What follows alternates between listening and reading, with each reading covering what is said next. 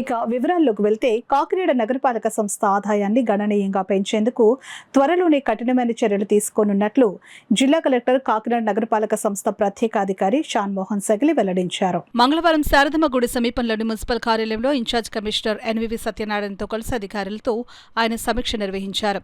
Revenue, health, town planning, engineering వంటి విభాగాల ఆదాయంపై వివరణాత్మక వివరాలు అడిగి తెలుసుకున్న కలెక్టర్ రాష్ట్రంలోని ఇతర మున్సిపల్ కార్పొరేషన్లతో పోలిస్తే కాకినాడలో ఆదాయం తక్కువగా ఉండడం ఆందోళన కలిగించిందని అన్నారు. ప్రత్యేకంగా కుళాయిల పన్ను బకాయిలు భారీగా పెరిగిన నేపథ్యంలో వెంటనే వసూళ్లపై దృష్టి పెట్టాలని ఆయన సూచించారు. కాకినాడ నగరంలో అనాథరైజ్డ్గా ఉన్న కుళాయిలు అధికంగా ఉన్నాయని, వాటిని ఈ నెల 10వ తేదీలోగా రెగ్యులరైజ్ చేసుకుని పన్నులను చెల్లించాలని, వారికి ఈ నెల 10వ తేదీ వరకు కుళాయిల పన్ను చెల్లించేందుకు గడువు ఇవ్వగా 11వ తేదీ నుండి బకాయిదారులపై కఠిన చర్యలు తీసుకోవాలని అధికారులకు ఆదేశాలు జారీ చేశారు.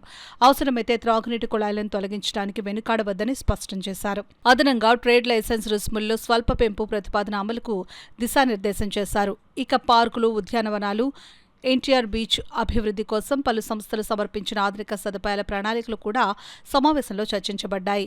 పార్కుల్లో ఫుడ్ కోర్టులు, ఎగ్జిబిషన్ ప్రాంగణాలు, నెట్ క్రికెట్, గోకార్ట్ ట్రాక్లు, అమ్యూజ్మెంట్ రైడ్లు వంటి సౌకర్యాలను ఏర్పాటు చేయడం ద్వారా ప్రజలకు వినోదం, కార్పొరేషన్కు ఆదాయం రెండూ పెరుగుతాయని ఆయన అభిప్రాయపడ్డారు. జనవరి నెలలో సంక్రాంతి ఉత్సవాల్లో భాగంగా కాకినాడ అన్నాకరంలో బోట్ల పోటీలు నిర్వహించేందుకు ముందుకు వచ్చిన నిర్వాహకుల ప్రతిపాదనను ఆయన పరిశీలించారు.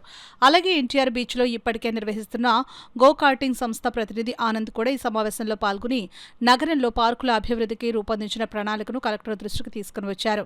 దీనిపై కలెక్టర్ స్పందిస్తూ టెండర్ విధానం ద్వారా పార్కుల అభివృద్ధికి మౌలిక సదుపాయాల కల్పనకు ముందుకు వచ్చే వారికే పార్కుల నిర్వహణ బాధ్యతలను అప్పగించడం జరుగుతుందని, ప్రజలకు పార్కుల్లో యథావిధిగా అనుమతులు ఇవ్వడం జరుగుతుందని, వారికి ఆహ్లాదకరమైన వాతావరణాన్ని అందించే దిశగా ఈ పార్కులను నిర్వహణ బాధ్యతను బయట వ్యక్తులకు అప్పగించడం జరుగుతుంది తప్ప పార్కులను ప్రైవేటీకరణ చేయడం లేదని కలెక్టర్ షాన్ మోహన్ సగిలి స్పష్టం చేశారు.